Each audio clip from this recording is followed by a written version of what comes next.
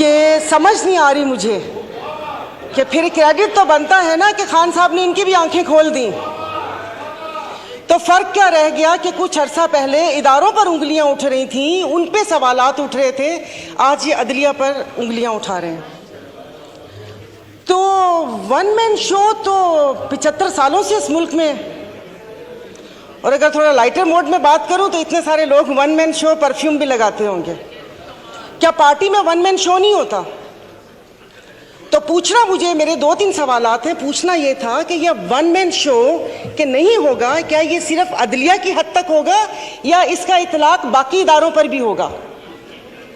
یعنی کہ آپ حالات اس نہج تک لے کر جا رہے ہیں کہ نعوذ باللہ پھر چیف آف آرمی اسٹاف بھی نہ ہو, سارے جنرل چیف ہوں, ایک ان کا فیصلہ نہیں ہوگا. معیشت تو تباہ کر دی, اب ہاتھ دھو کر اداروں کے پیچھے پڑ گئے ہیں. ان 75 سالوں میں جو باریاں لگیں ان میں ان کو خیال کسی چیز کا نہیں آیا. اب جب بات اپنے پر آئی تو پھر ان کو اداروں کی خامیاں بھی دکھنا شروع ہو گئیں. جو عوام مر رہی تھی اور جو انصاف کا جو کیا کہتے ہیں کتنے نمبر پر چلا گیا, کہاں سے کہاں تک, تب خیال نہیں آیا. لیکن وہ کہتے ہیں نا کہ جب اپنے پاؤں جلے تو پھر اداروں کے اوپر آ گئے.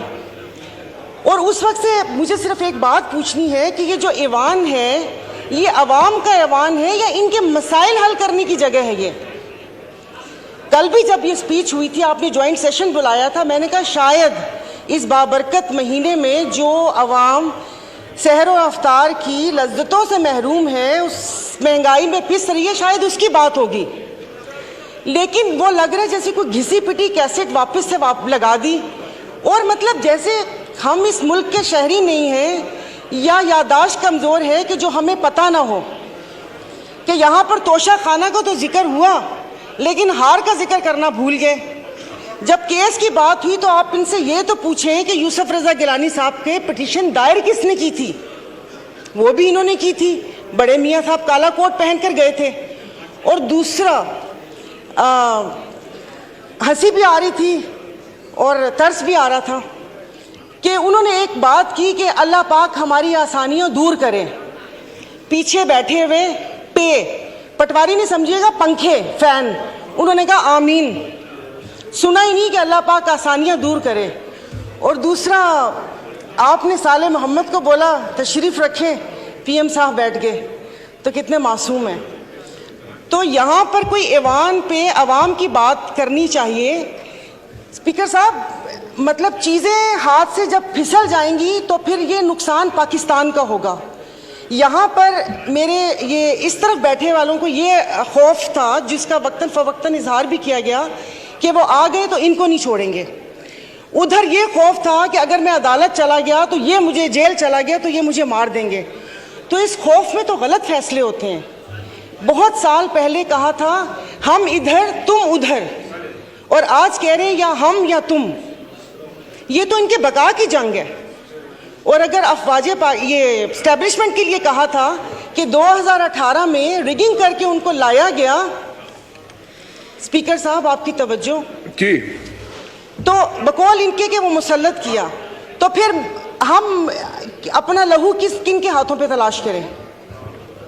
کن کے ہاتھوں میں اپنا لہو تلاش کریں؟ مطلب جو لانے والے تھے انہوں نے چھوڑ دیا ان کو, یعنی کہ وہ نیکسٹ ٹائم بھی وہ کوئی ایسی غلطی کریں اور اس ملک کے اوپر ایسی چیزیں مسلط ہوں تو انہوں نے چھوڑ دیا. تو میرے خیال میں کہ جو اگلی باری ہے وہ دوسرے ادارے کی ہے. اور باقی اگر یہاں سے وہاں گئے تو وہاں پر بھی ان کی ہی مدد شامل تھی, میں بول رہی ہوں.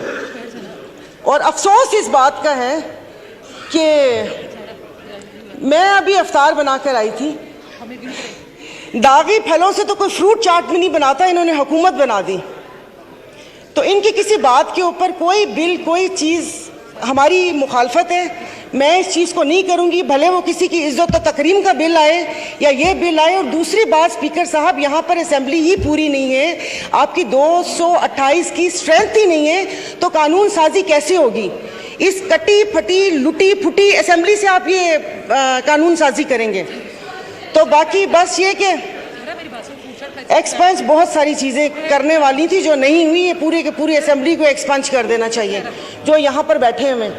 تو میں اس کی مخالفت کرتی ہوں. میری پلیز پوری بات سن لیجئے گا. میں بہت دیر سے بیٹھی ہوئی تھی. یہ سب لوگ اپنی نیند پوری کر کے افطار کر کے آئے ہیں. ہم لوگ یہاں پر بیٹھے ہوئے تھے اپنی باری کا انتظار کرنے کے. خدا رہا کہ اس پہ نہ وہ کریں. اب ایک شعر بنتا ہے ڈسکے پہ, سنا دوں گی. تو وہ دیکھیں, تو یہ نہ کریں کہ چیزیں ہمارے ہاتھ سے پھسل جائیں. عدلیہ ہو یا افواج پاکستان ہو, ہمارے لیے محترم ہے. جب یہاں پر سوال اٹھنا شروع ہو جائیں گے, وہ پنجابی کا شعر ہے نا کہ جتنا تے ہارنا دو الگ شیواں, اے دکھیاں نال ساڈے یکے تے نہ مارو. ان دکھیوں سے آپ اکے مار رہے ہیں. تو یہ جس طریقے سے یہاں پر بیٹھے ہیں وہ ڈسکے کا بہت لمبا شعر ہے. ڈسکے والے ناراض ہو جائیں گے کہ جن کی فطرت میں ہو ڈسنا وہ ڈس کے رہتے ہیں. تو ڈسکے والے ناراض ہو گئے تھے. تو پلیز اسے کیا کہتے ہیں, یہ میں اپنی Muslim League Functional G D A کی طرف سے میں اس کو جو قانون سازی آپ کر رہے ہیں زور زبردستی کی گھپا گھٹالا 13 جماعتوں کے ساتھ, اس کو میں اپوز کرتی ہوں. اور خدارہ ملک کو اس نہج پر نہ لے کر جائیں جہاں پر سے واپسی ناممکن ہو. سوشل میڈیا پہ آپ نے اسرائیل کا حال دیکھ لیا ہوگا کہ یہاں پر خون و کشت کا بازار گرم نہ کریں.